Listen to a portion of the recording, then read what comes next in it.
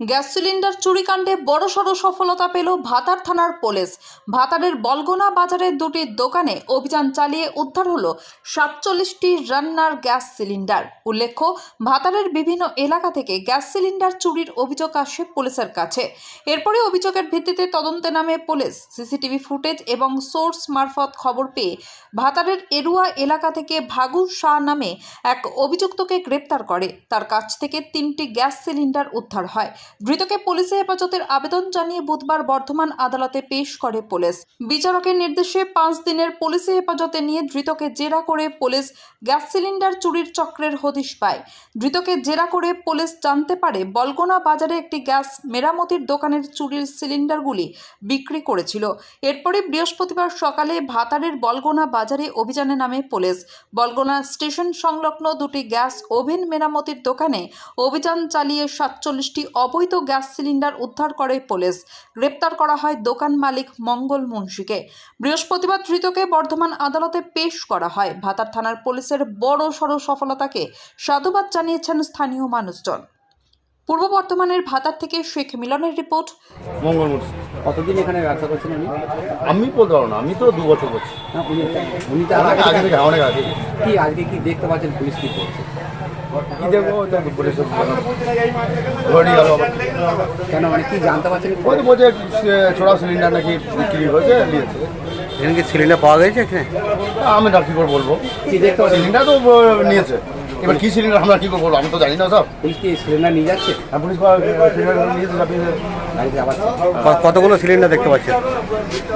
কয়েকটা সিলিন্ডার চাপিয়ে দেখছি। কোন জায়গায় এটা? এটা বলবো না, ভাতার বলবো না। আপনার কি স্টেশন না, স্কুল মার্কেট। আপনার কি নাম? আমার নাম আব্দুল বাসির।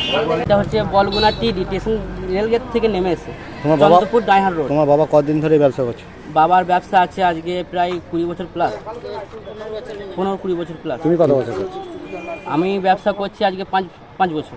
জানা যায় তোমার বাবা তো ওই চুরির সঙ্গে যুক্ত চুরি আছে। হ্যাঁ, যুক্ত আছে, যেহেতু 4-5টা ট্যাঙ্ক কিনা হয়েছে। ওটা অজান্তে কিনা হয়েছে, ওটা জানে না যে চুরির ট্যাঙ্ক তো কেউ কিনবে না।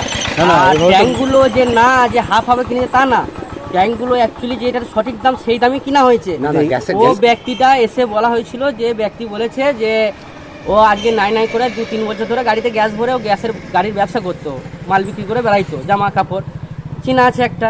ও এসে বললে যে আমার কাছে 2-3টে ট্যাঙ্ক আছে, একবার দিয়ে যাই। বেশ চেনাশোনার লোক, নিলাম।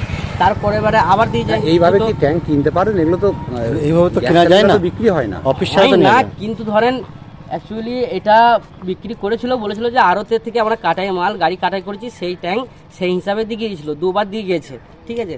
সেই ট্যাঙ্কগুলোর জন্য একটু ইনকোয়ারি এসেছে, তার জন্য বাবাকে ধরে নিয়ে গিয়েছে। কি আর নাম বললেন বাবা? বাবার নাম হচ্ছে মুন্সি মঙ্গল। আপনার নাম? আমার নাম সাইন মুন্সি। কতগুলো ট্যাঙ্ক দোকান থেকে পাওয়া যায়? ওখান থেকে ট্যাঙ্ক পাওয়া যায় 24টা। আমার কাছে 14টা ট্যাঙ্ক আছে আলাদা, আমার ডিস্ট্রিবিউটার কোড আলাদা। তার সত্ত্বেও আমাগুলো নাকি বলছে সিজ করবে, এবার দেখা যাক কি হয়।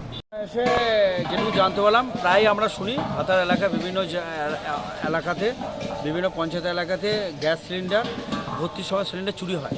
বারবার একাধিকবার এটাকে নিয়ে ভাতার থানা অস্বস্তিতে পড়ে, কিন্তু আমরা এসে দিলাম এখানকার ভারপ্রাপ্ত যে মুন্সি সাহেব আছেন, ওনাকে ধন্যবাদ। উনি যুদ্ধজনিত তৎপরতা, গত পরশুদিন একজনকে অ্যারেস্ট করেন এবং তাকে পিসি নিয়ে খুব দ্রুততার সঙ্গে মেন যেখানকার উৎসস্থল, যেখান থেকে সিলিন্ডারগুলো চুরি হয়ে যে জায়গাটা কেন্দ্রবিন্দু মানে বিক্রি হচ্ছে, সেই বিক্রেতা ব্যক্তিকে আজকে পুলিশ কিন্তু হাতে নাতে ধরে পড়ে বহু সিলিন্ডার কিন্তু উদ্ধার করে।